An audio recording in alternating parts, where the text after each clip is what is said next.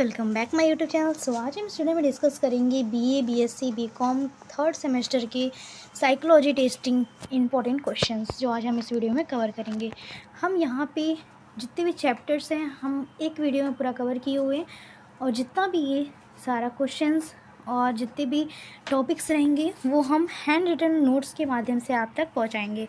जो जितने भी हमें इंपॉर्टेंट क्वेश्चंस लगे हैं और जितने भी इंपॉर्टेंट टॉपिक्स लगे हैं, आप टॉपिक्स अगर पढ़ लेंगे तो क्वेश्चन जितने भी हों आप कर लेंगे आराम से। तो ये माइनर सब्जेक्ट का है।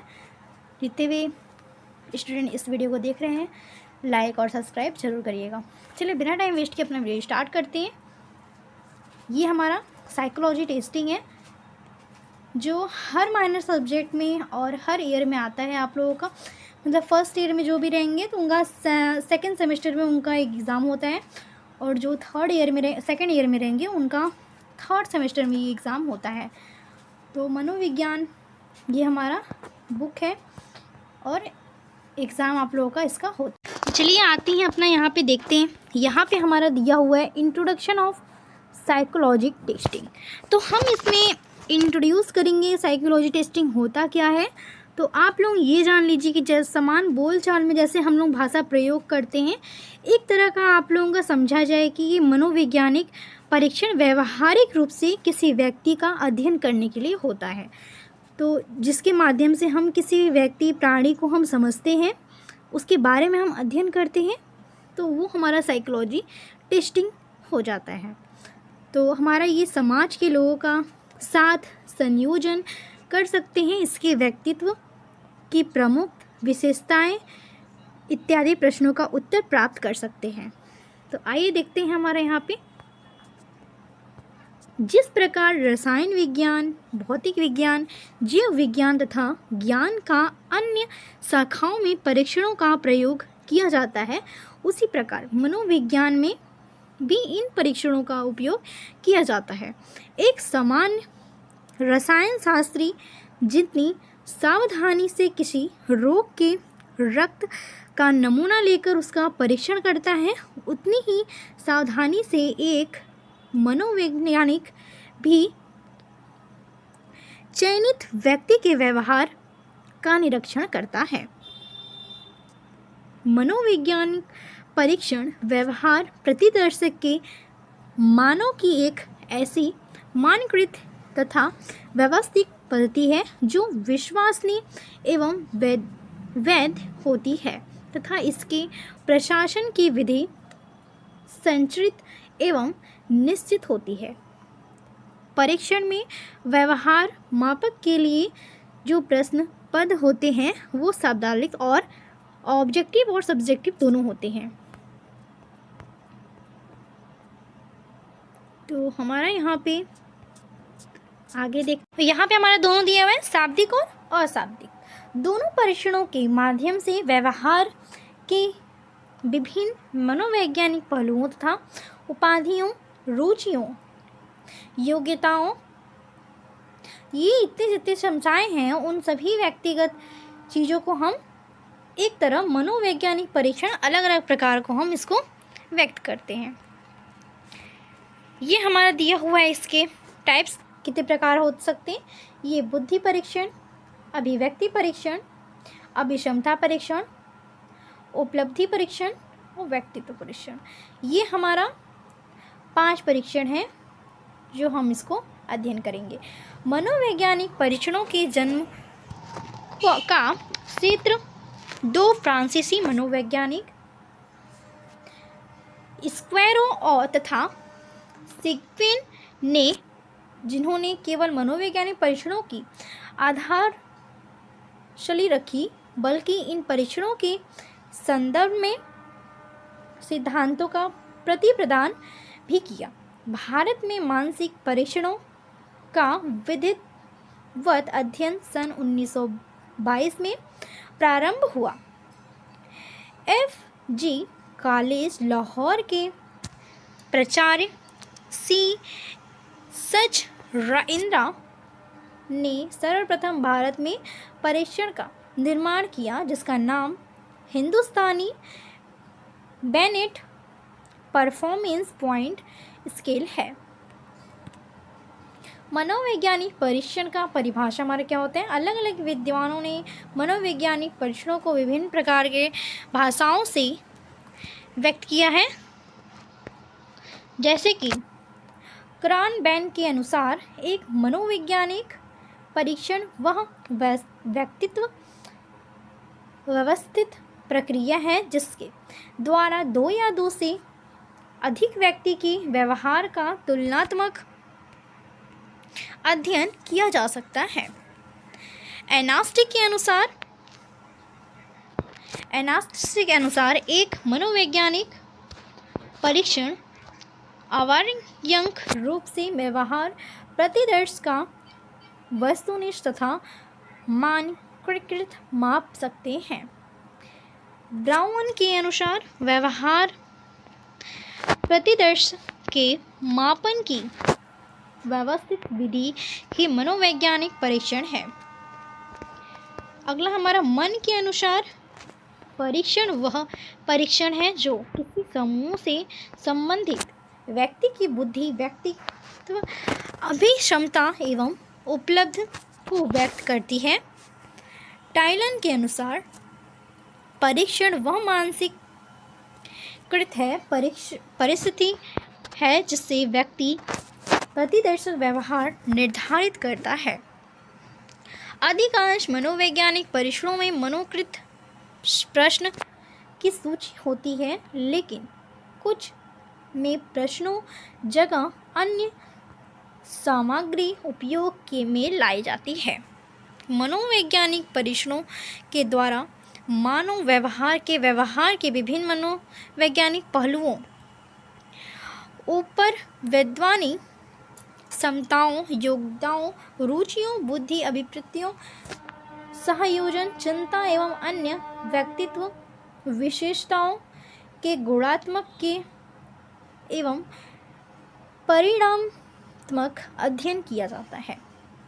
तो ये हमारा ऑल टू ऑल इसका मतलब निकलता है कि हम लोग जो भी क्षमता, योग्यता, रुचि, बुद्धि, अभिव्यक्ति और जितना भी चिंतन, सारा कुछ ये हमारा मनोवैज्ञानिक के रूप में अध्ययन किया जाता है।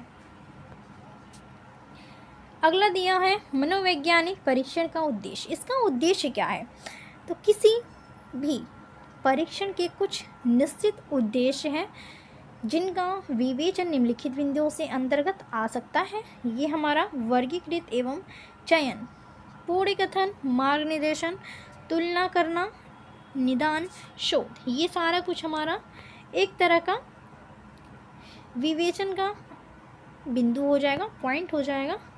वर्गीकरण एवं चयन, प्राचीन काल से ही विद्वानों की मान्यता रही है कि व्यक्ति न केवल शारीरिक आधार पर वरन मानसिक आधार पर भी एक दूसरे से विभिन्न होता है।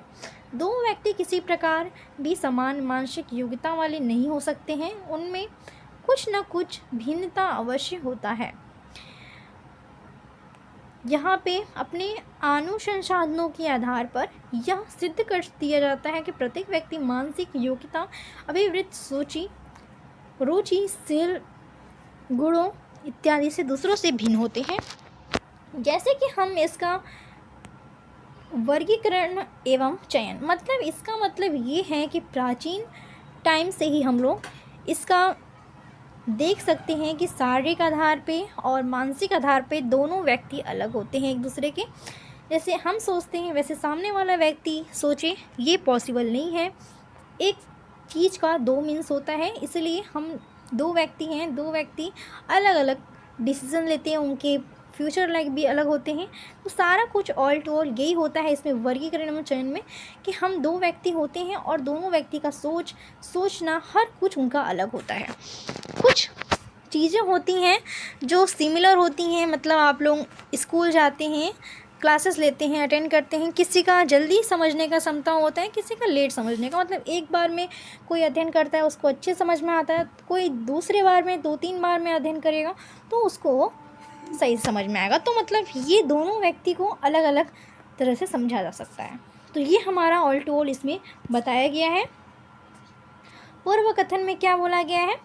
मनोवैज्ञानिक परीक्षणों का दूसरा प्रमुख उद्देश्य है पूर्वकथन करना। यह पूर्वकथन भविष्यवाणी विभिन्न प्रकार के कार्यों को संबंध से अब प्रश्न उठता है कि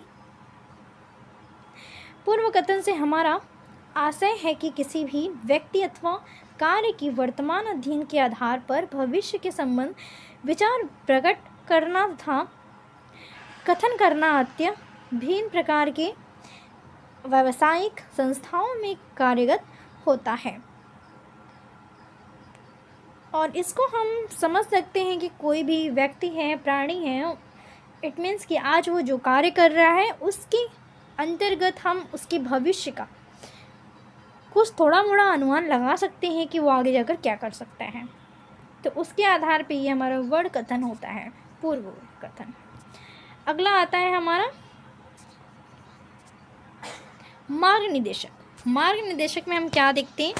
व्यक्ति व्यावसायिक एवं शैक्षिक निर्देशन प्रदान करना मनोवैज्ञानिक परीक्षणों का तीसरा प्रमुख उद्देश्य है।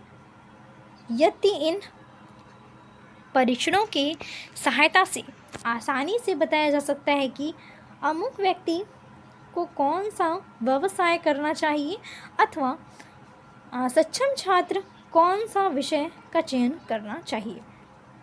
इट मीन्स कि मार्ग निर्देशक में हम ये जान सकते हैं कि कोई भी व्यक्ति है वो आज कोई सब्जेक्ट से पढ़ रहा है, मतलब उसको इंग्लिश इंटरेस्टिंग लगता है, तो आगे जाके वो इंग्लिश से बीए कर सकता है, बीए के बाद वो एमए करेगा, एमए के बाद वो पीएचडी भी कर सकता है। इट मीन्स कि उसका एक मार्ग निर्देशक, हम उसको अनुमान लगा सकते हैं उसकी लाइफ का कि हाँ तुम ये करोगे तो आगे सक्सेस हो जाओगे इस लाइन में। तो ये हमारा मार्ग निर्देशक हो गया। अगला हम आता है हमारा यहाँ पे तुलना करना। संसार की प्रत्येक प्राणी अपनी शारीरिक संरचना एवं व्यवहार के आधार पर एक दूसरे के भिन्न होता है, अतः व्यक्ति अथवा समूहों की तुलनात्मक अध्ययन के लिए मनोवैज्ञानिक परीक्षणों का प्रयोग किया जा सकता है। मनोवैज्ञानिक परीक्षणों का प्रयोग द्वारा सांख्यिकी प्रतिविधियों का उपयोग व बल दिया गया है। निदान शिक्षा के क्षेत्र के तथा जीवन के अन्य विविध क्षेत्रों में प्रत्येक मनुष्य को अनेकानेक संख्या का सामना करना पड़ता है, अतः मनोवैज्ञानिक परीक्षणों का एक प्रमुख उद्देश्य इन समस्याओं का निदान करना भी है। जिन परीक्षणों का माध्यम से हम संबंधित कठिनाइयों का उसका तालमेल करते हैं, माइक्रोस्कोपिक इत्यादि यंत्रों का प्रयोग करते हैं, जो हम मानसिक एवं संयोगात्मक कठिनाइयों की निंदा के लिए मनोवैज्ञानिक परीक्षणों का प्रयोग कर सकते हैं। अब आते हैं हम शोध। शोध क्या होता है? मनोवैज्ञानिक परीक्षणों का एक अन्य प्रमुख उद्देश्य तथा मनोवैज्ञानिक के क्षेत्र में होने वाली विविध शोध कार्यों में सहायता प्रदान करना है। कोई भी चीज़ का शोध करना, इट मीन्स कि कोई भी यंत्र है, भौतिक विज्ञान में यंत्रों का माध्यम से हम किसी चीज़ का शोध करते हैं, कार्य करते हैं, तो वो हमारा मनोवैज्ञानिक, भौतिक वैज्ञानिक, ये सारा कुछ हो जाता है। तो इसी तरह हम साइकोलॉजी में भी करते हैं। अब आते हैं हम difference between testing and measurement. परीक्षण और मापन हम कैसे करते हैं इसमें? तो परीक्षण के माध्यम से व्यक्ति, परीक्षण का पहले देखते हैं। परीक्षण के माध्यम से व्यक्ति विशेष के विषय में ज्ञान किया जा सकता है कि परीक्षण का क्षेत्र संकुचित होता है। दूसरा हमारा मापन से किसी सामान्य प्रश्न का उत्तर देने का प्रयास किया जा सकता है।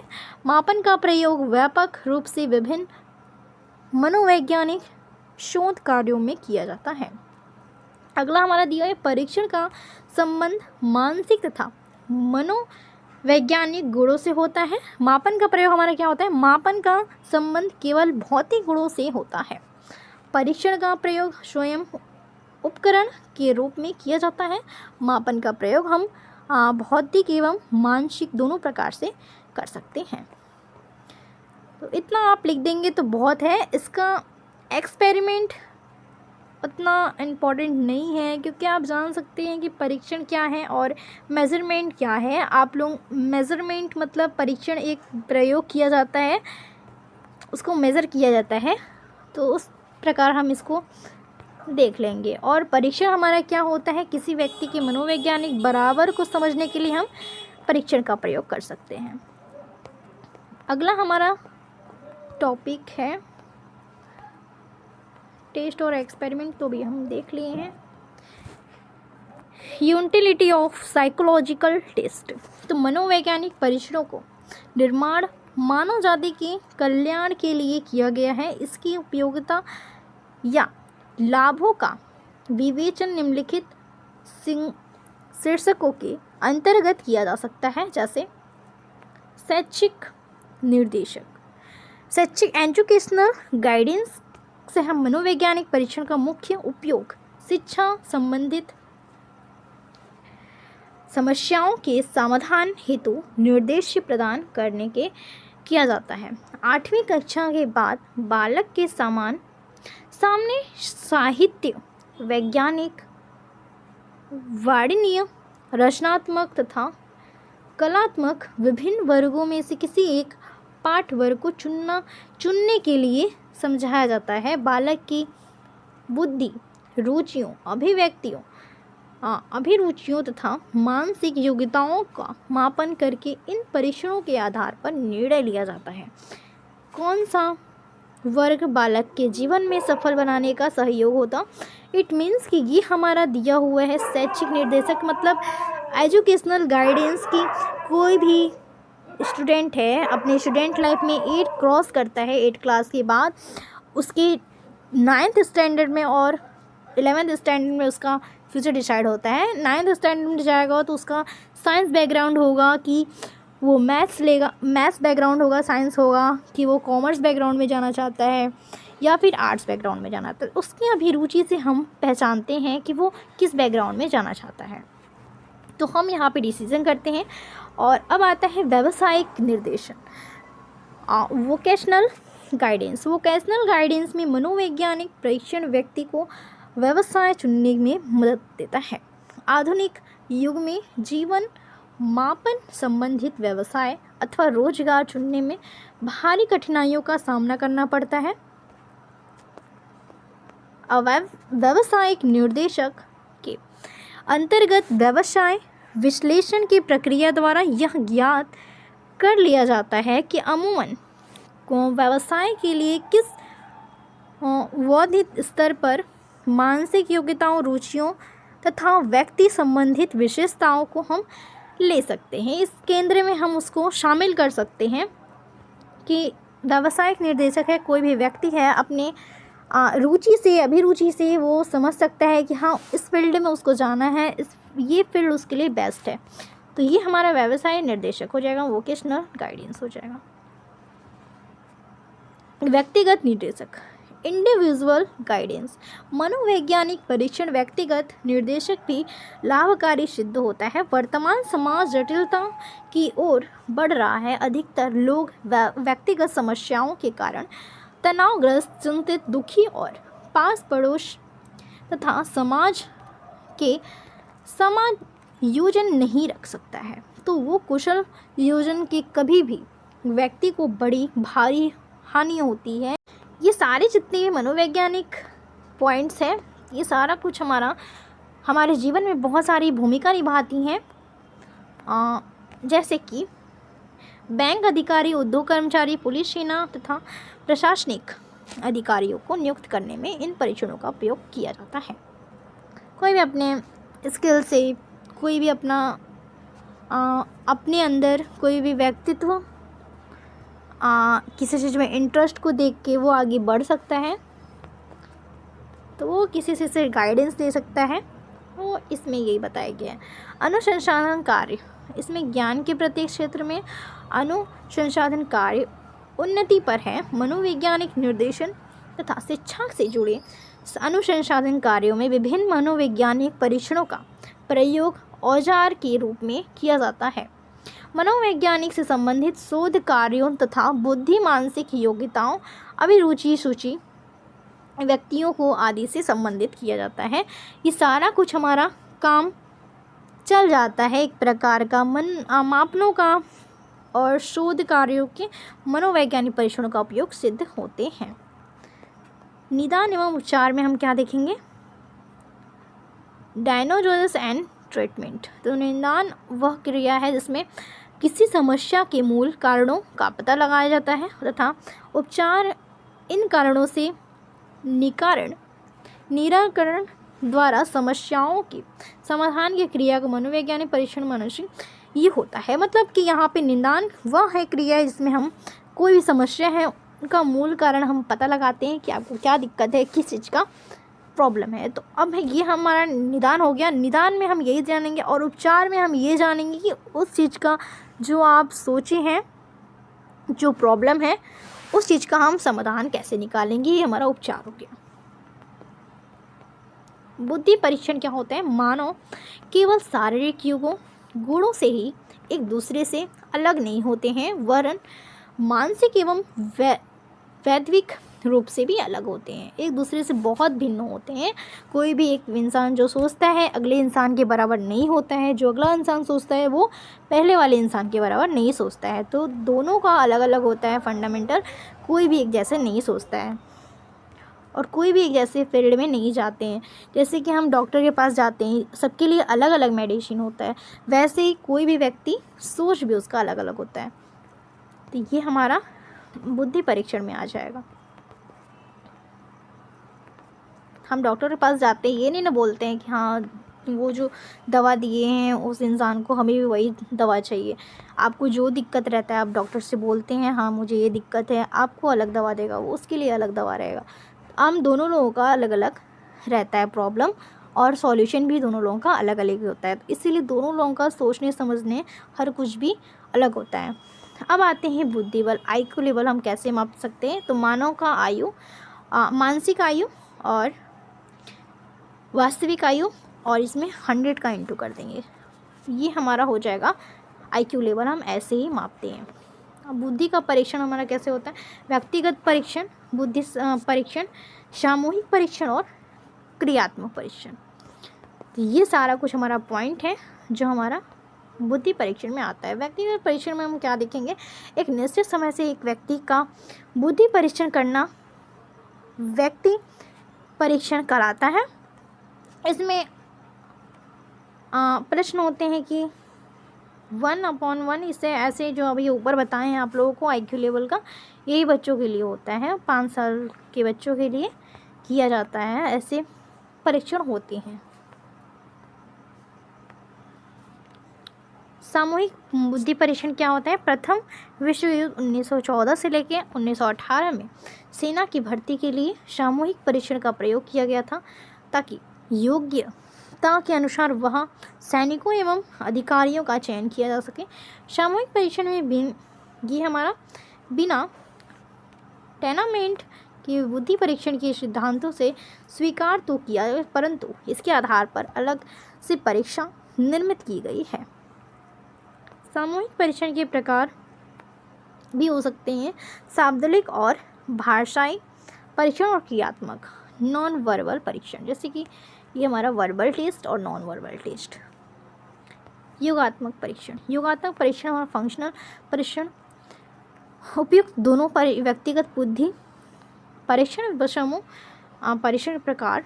परीक्षणों का ट्रेंड केवल शिक्षित व्यक्तियों की ही परीक्षा ले सकती है और उन व्यक्तियों का परीक्षण कोई प्रबंध नहीं जा सकता है, भाषा का नहीं करते हैं, जैसे कि गूंगे, बहरे, अंधे तथा अस्थायी रूप से। अतः क्रियात्मक परीक्षण इस प्रकार के होते हैं जो सफल रहा। इन प्रश्नों का उत्तर देने का कोई खास प्रकार की शिक्षा का आवश्यकता नहीं होती है। प्रकार के परीक्षणों का व्यक्तात्मक दृढ़ता, धैर्य एवं ठीक प्रकार से किया जाता है।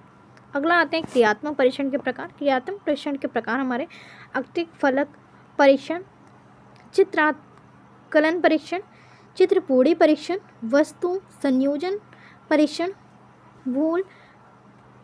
भूलैया परीक्षण। ये सारा कुछ हमारा क्रियात्मक परीक्षण में आ जाएगा।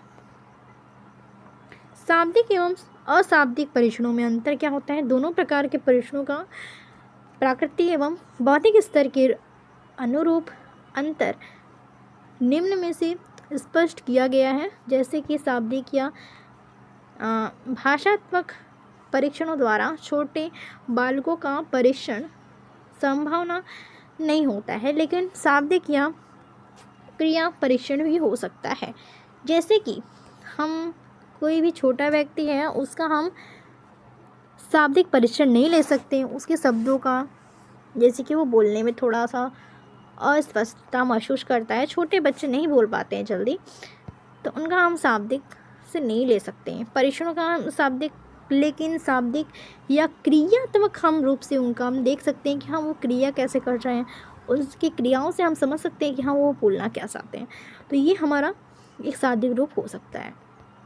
उनकी क्रिया द्वारा हम समझ आते हैं, कोई बच्चा रो रहा है तो हाँ वो भूखा हो सकता है, तो उन क्रिया के द्वारा हम समझते हैं कि हाँ कोई बच्चा ऐसा बिना बोले हम लोगों को समझा देता है कि हाँ उसको ये दिक्कत है। अशाब्दिक में हम क्या देखेंगे? शाब्दिक परीक्षणों द्वारा व्यक्ति की विभिन्न समूहों तक तुलना नहीं की जा सकती है भाषा रही। जैसे अशाब्दिक परीक्षणों में हम ऐसा संभव नहीं होता है। जैसे हम शाब्दिक में हम बोल सकते हैं, शब्दों को समझा सकते हैं दूसरे को, अशाब्दिक में हम बस कुछ चीज़ों को हम इशारे के द्वारा हम समझाते हैं, ये हमारा होता है। पर्सनैलिटी टेस्टिंग क्या होता है? पर्सनैलिटी व्यक्तित्व का अर्थ व्यक्ति से बाहरी रूप, रंग तथा शारीरिक गठन आदि से लिया जाता है, परंतु मनोवैज्ञानिक दृष्टिकोण से देखा जाए तो व्यक्तित्व पर संपूर्ण व्यवहार का दर्पण होता है। एक तरह का हम लोग जो शीशा देखते हैं, दर्पण देखते हैं, उसमें हम अपने बाहर के जितने भी रंग रूप, आप लोगों का बॉडी टेक्सचर जैसे भी है, उस चीज़ को हम कैसे अपना देखते हैं कि हाँ अगला व्यक्ति को हम देखते हैं वो थोड़ा अच्छे से बात करता है, अच्छे से बिहेव करता है, तो हम जान जाते हैं कि हाँ उसका व्यक्तित्व तो अच्छा था, तो हम यहाँ पे उसका अध्ययन करेंगे। व्यक्ति को कोई भी स्थायी प्रत्यय नहीं है। हाँ, समय समय पर व्यक्ति अपना स्वरूप बदलता है, रहता है। वास्तव में व्यक्तित्व कुछ दृक को कहते हैं, जैसे द्वारा कोई भी व्यक्ति अपने परिवेश के अनुकूल करता है। इस आधार पर हम कह सकते हैं कि यदि कोई व्यक्ति है अपने परिवेश के साथ सामुचिक अनुकूलन का, उसका व्यक्तित्व बहुत अच्छा है या खराब है, उसको हम देख कर ही पहचानते हैं। अगर कोई व्यक्तित्व शब्द की पर्सनैलिटी, अंग्रेजी के पर्सनैलिटी शब्द हिंदी स्वरूपण का शब्द लैटिन भाषा के पर्सोना शब्द से लिया गया है, जिसका अर्थ भूषा या मुखौटा होता है, जिसके आधार पर नाटक तरह तरह के लोग बदला जा सकता है।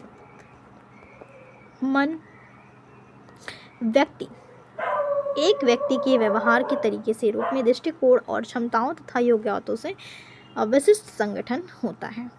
मनोवैज्ञानिक दृष्टिकोण यह मुख्यतः रूप से दो होते हैं, जैसे अंतर्मुखी व्यक्तित्व और बहुमुखी व्यक्तित्व, इंट्रोवर्ट पर्सनैलिटी और एक्सट्रोवर्ट पर्सनैलिटी। अंतर्मुखी पर्सनैलिटी हमारा इस व्यक्तित्वगत लक्षण स्वाभाविक अत्यधिक अभिवृत्तियों और अन्य चालकों बाह्य रूप से प्रकार नहीं होते हैं, इसलिए अंतर्मुखी कहा जाता है। विकास बाध्य रूप से न होकर आंतरिक रूप से होता है। अंतर्मुखी व्यक्ति की विशेषताएं बाह्य जगत का वस्तु से कम अनुराग होता है। अंतर्मुखी व्यक्ति वाले एकांकी होते हैं, यह व्यवहार कुशल नहीं होते हैं, हंसी मजाक एवं व्यय की बातों के आधे नहीं सफलते होते हैं।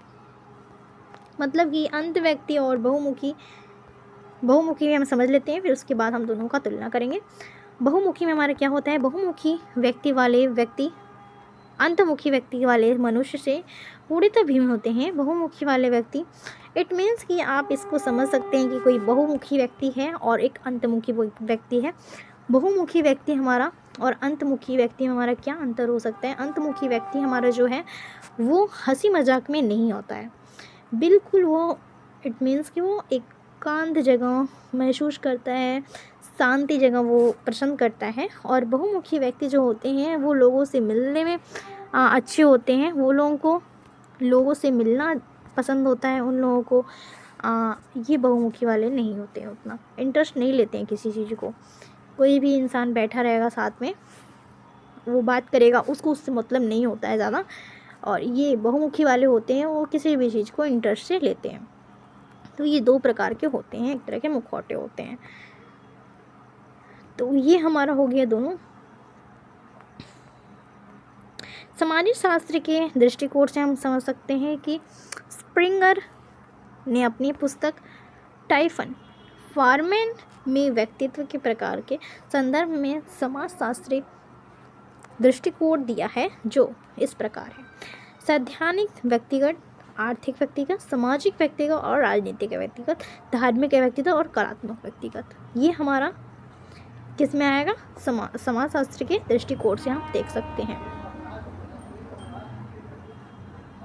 इस प्रकार के व्यक्ति व्यवहार की अपेक्षा सिद्धांत के अधिकार बल देता है। वह सत्य का पुजारी और आधार आराधक होते हैं।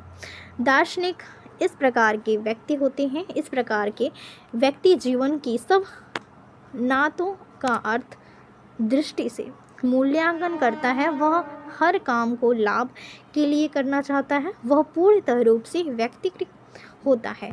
धन का आध्यात्मिक महत्व देता है। इस प्रकार का व्यक्ति प्रेम का पुजारी होता है। वह दया और सहानुभूति के विश्वास करता है। उसे सत्य और मानवता से आगाध श्रद्धा होती है। इस प्रकार के व्यक्ति को सप्ताह मुख्य नियंत्रण मनोविश्वास रखता है। उसका मुख्य उद्देश्य इन बातों का सदैव यथावत बनाए रखना होता है। अगला हमारा दिया हुआ है व्यक्ति को प्रभावित करने वाले कारक। ये हमारा वंशानुक्रम है और वातावरण है। वंशानुक्रम मीन्स होता है कि आप लोग कैसे वंश चाहते हैं, और वातावरण ही होता है कि आप लोग किस वातावरण में रहते हैं, वो सारा कुछ इसमें बताता है। अब आते हैं हम अगला, रुचि परीक्षण, इंटरेस्ट टेस्टिंग। इंटरेस्ट टेस्टिंग में किसी वस्तु, व्यक्ति, प्रक्रिया या उसके प्रति आकर्षित होने पर उस पर ध्यान केंद्रित करने से या उससे संतुष्टि पाने की प्रवृत्ति की रुचि कहते हैं।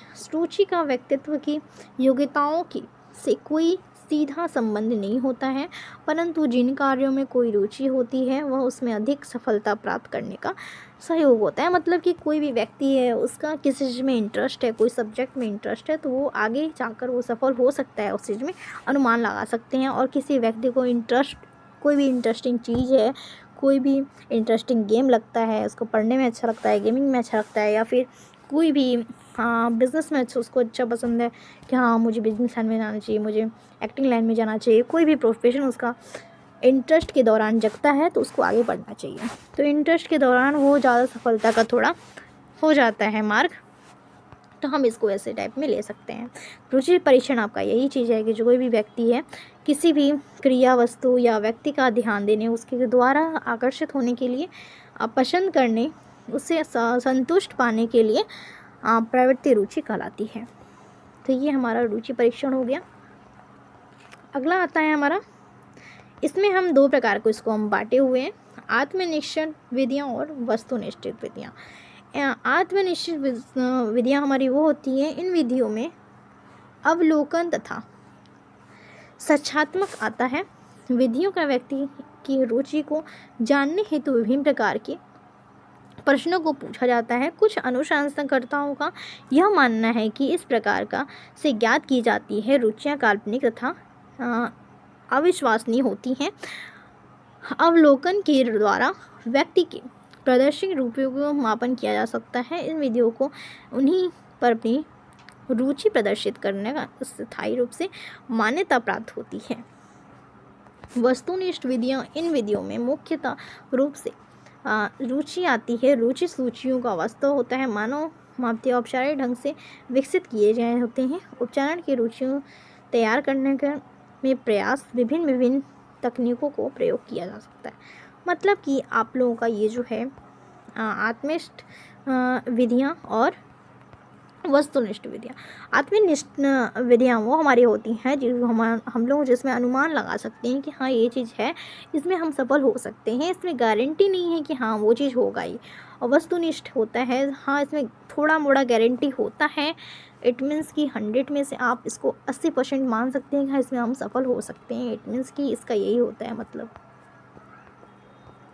अगला हम देखते हैं यहाँ पे अचीवमेंट टेस्ट।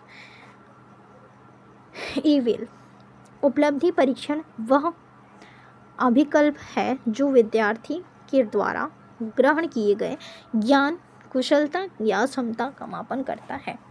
अचीवमेंट कि कोई भी गोल है आप उसको अचीव करते हैं। कैसे उसको अचीव करेंगे, उसका आपकी लाइफ में क्या चीज़ हो सकता है, भूमिका क्या मिलेगा आप लोगों की लाइफ में, तो ये सारा कुछ हम अचीवमेंट पे हो सकता है। यहाँ पे हम इसको देखते हैं। उपलब्धि परीक्षण का अर्थ आने वाली पीढ़ी की समझ, इस उद्देश्य का अनुभव एवं मूल्य रखता है कि सांस्कृतिक धरोहर की रक्षा करके सके। उन्हें व्यवहारिक अपेक्षित परिवर्तन का बालक विद्यालय में रहकर जो कुछ भी सीखता है उससे उसकी लाइफ का बहुत ज़्यादा कुछ डेवलप हो जाता है। कोई भी इंसान है अगर वो लाइफ में सक्सेस होना चाहता है तो वो सारा कुछ गोल बनाएगा। सारा कुछ गोल बनाने के बाद एक लंबा पहाड़ होगा, उसको चढ़ना होगा। ये सारा कुछ वो अपने मन में सोचता है कि हाँ ये सारा शेड्यूल है मेरा, मैं इस लाइन पे प्लान करेगा कि इस लाइन पे मैं चलूँगा तो ये हमें अचीव हो जाएगा, अचीवमेंट वो हो जाएगा। तो अचीवमेंट टेस्टिंग में आपको यही है कि आप किसी चीज़ को अच्छे से ग्रहण कर सकते हैं, किसी चीज़ को अच्छे से हम सोच के उसमें प्राप्त कर सकते हैं, चाहे वो बड़ा हो गोल या छोटा हो। ऑब्जेक्टिव टेस्टिंग क्या होता है? ऑब्जेक्टिव टेस्टिंग हमारा लिखित परीक्षण का प्रथम रूप निबंधात्मक परीक्षण होता है। दूसरा रूप वस्तुनिष्ठात्मक होता है। निबंधात्मक परीक्षण दोषों के रूप में दूर से वनिष्ठ परीक्षणों का आवश्यक महसूस हुई है। यहाँ पे हमारा इसका बस कुछ दिया नहीं है। बुद्धि परीक्षण के प्रकार हमारे क्या क्या हो सकते हैं? बुद्धि परीक्षण के हमारे प्रकार क्रिया वंश के आधार पर और एकांश वंशों के आधार पर होता है। व्यक्तिगत और सामूहिक। क्रिया वंशों के आधार पर व्यक्तिगत और सामूहिक रूप से हम देख सकते हैं। एकांश वंशों के शब्दाविक, अशब्दाविक, क्रियात्मक और अध्यात्मक से हम देख सकते हैं। इसको हम भी 2 पार्टों में, शब्दाविक को 2 पार्टों में बांटे गए हैं। शब्दाविक व्यक्तिगत और शब्दाविक समूह व्यक्तिगत। ये हमारा चीज़ है। बुद्धि की लाभदायक हमारा इसको हम माप सकते हैं मानसिक रूप से। मानसिक आयु और वास्तविक आयु इंटू करके हम 100 कर देखते हैं। ये हमारा IQ लेवल, बुद्धि के IQ लेवल हम माप सकते हैं ऐसे। तो ये हमारा देखिए IQ लेवल हम इसमें डिस्कस करने के बाद इसको हम ऐड या जो भी कुछ करने के बाद जितना में हमारा IQ लेवल आएगा, यहाँ पे हमारा IQ लेवल बताता है कि हम कितने इंटेलिजेंट है, कितने वीक हैं। ये सारा कुछ यहाँ पे दिखता है कि देखिए अगर आपका 140 के ऊपर आता है IQ लेवल तो आप जीनियस हैं। 120 से 140 आता है तो वेरी सपोर्टिव है, प्रमुख बुद्धि वाले हैं। 110 से 120 तक आता है तो सुपर प्रीवियस है। 90 से 110 आता है सामान्य है, नॉर्मल है। 75 से 90 आता है तो अल्प बुद्धि है। और 50 से 75 आता है तो आप लोगों का मूर्ख। 25 से 50 तक आता है तो मूर्ख है। तो ये सारा कुछ आप लोगों का पर्सनैलिटी डेवलप में आप लोग इसको कैसे भी IQ लेवल को बढ़ा सकते हैं। आप लोग अगर पढ़ाई करेंगे, अच्छे से किसी चीज़ को अध्ययन करेंगे तो आप लोग अपना IQ आपके हाथ में होता है, आप लोग बढ़ा सकते हैं इस चीज़ को। ये हमारा किस पे बुद्धि को प्रभावित करने के लिए कारक क्या क्या है? अनुवांशिकता ये भी है, वातावरण इन्वायरमेंट, जन्म कर्म, परिवार का आकार व बुद्धि, सामाजिक आर्थिक स्तर, अभिव्यक्त भावों का आयु। ये सारा कुछ हमारा निर्भर करता है हमारे IQ लेवल पे। मानव का परीक्षण के प्रकार, ये हमारे प्रकार हैं जो मानव के परीक्षण के होते हैं। मनोवैज्ञानिक परीक्षण के व्यक्तिगत परीक्षण होते हैं, सामूहिक परीक्षण होते हैं, भौतिक परीक्षण होते हैं, स्वाभाविक परीक्षण होते हैं, वस्तुनिष्ठ परीक्षण होते हैं, बुद्धि परीक्षण होते हैं, उपलब्धि परीक्षण होते हैं और वृत्ति परीक्षण होते हैं। तो ये हमारा रहा आज का ये वीडियो जो हमारा साइकोलॉजी टेस्टिंग पे बेस्ड था। तो आज का वीडियो आई होप कि आप लोगों को पसंद आया होगा। ज़रूर लाइक करिएगा, शेयर करिएगा, कमेंट करिएगा and thank you for watching. मिलते हैं अगले वीडियो में।